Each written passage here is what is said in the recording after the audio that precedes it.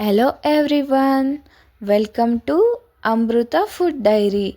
ఈరోజు మీ అందరికీ కోకోనట్ పుడ్డింగ్ని చేసి చూపిస్తున్నానండి. కోకోనట్ పుడ్డింగ్కి కావాల్సిన ఇంగ్రీడియంట్స్ ఇక్కడ చూడండి. నేను కొబ్బరికాయ తీసుకున్నానండి. కొబ్బరికాయ పైన బ్లాక్ది పీల్ చేసుకున్నానండి. బ్లాక్ది పీల్ చేసుకుంటే కొబ్బరికాయ పాలు కూడా వైట్గా వస్తుందండి. ఇక్కడ 6 స్పూన్ ఆఫ్ షుగర్, సబ్జా గింజలు తీసుకున్నానండి. అండ్ కార్న్ఫ్లోర్ కావాలండి. ఒక 4 స్పూన్ కార్న్ఫ్లోర్ కావాల్సి వస్తుందండి. ఇప్పుడు కొబ్బరికాయని ఒక మిక్సీ జార్లో వేసుకొని కొబ్బరికాయలో పాలు తీయాలండి. ఒక గ్లాస్ వాటర్ని యాడ్ చేసుకొని మిక్సీ చేసుకుంటున్నానండి. ఇది బాగా మంచిగా మిల్క్ వచ్చేలాగా బాగా మిక్సీ చేసుకోవాలండి. చూడండి, ఇట్లా బాగా మిక్సీ చేసుకోవాలండి.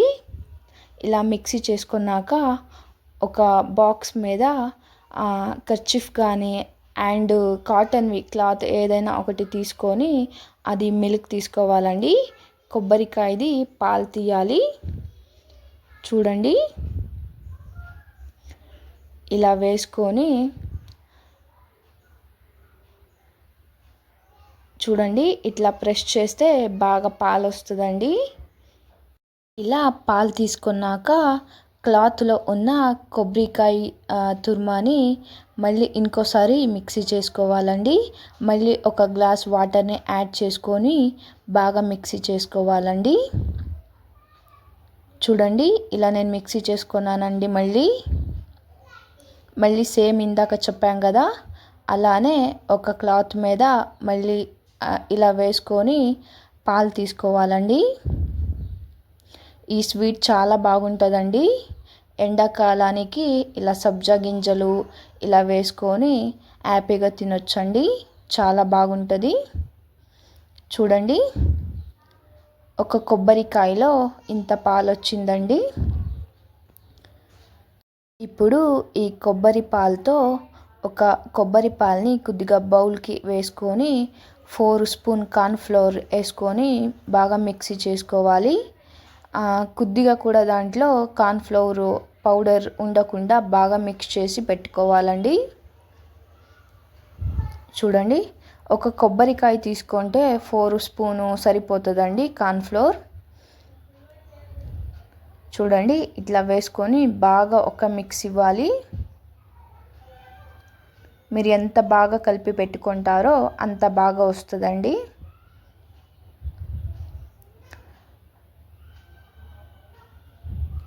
ఇప్పుడు ఇది రెడీ అయిందండి. ఇక్కడ ఒక ప్యాన్ పెట్టుకొని కొబ్బరి పాలు ఉంటుంది కదా, ఆ పాలని వేసుకోవాలండి. ఇలా కొబ్బరి పాలు వేసుకొని మిక్స్ చేస్తూ ఉండాలండి. కొబ్బరి పాలు కూడా మాడిపోయే ఛాన్సెస్ ఉంటుందండి.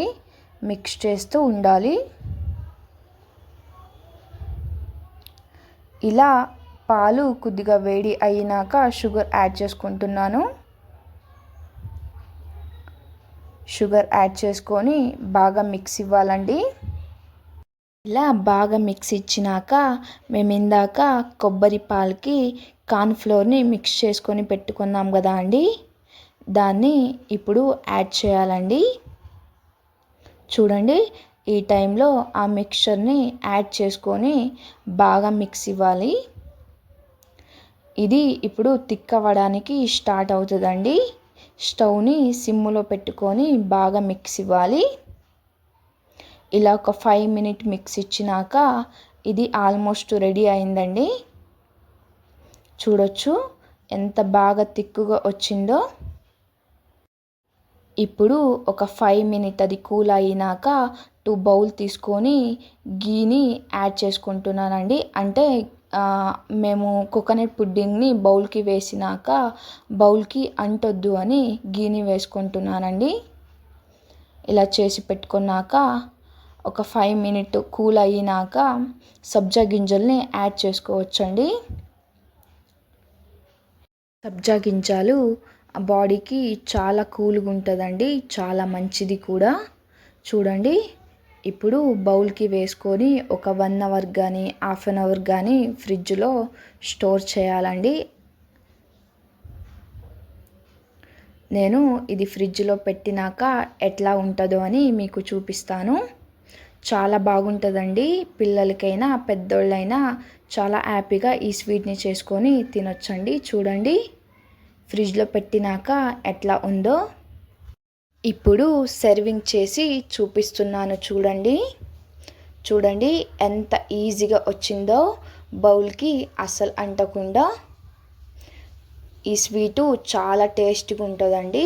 ఒకసారి ట్రై చేసి చూడండి. చాలా సాఫ్ట్గా చాలా బాగుంటుందండి. చూడొచ్చు మీరే ఎంత బాగా వచ్చిందో. ఒకసారి ట్రై చేస్తే మళ్ళీ మళ్ళీ చేసుకొని తింటారండి, అంత బాగుంటుంది. మీ అందరి కోసం ఒక మంచి మాట. నువ్వు ఏమవ్వాలి అనేది నువ్వు ప్రతిరోజు చూసే అద్దంలో కనపడాలి.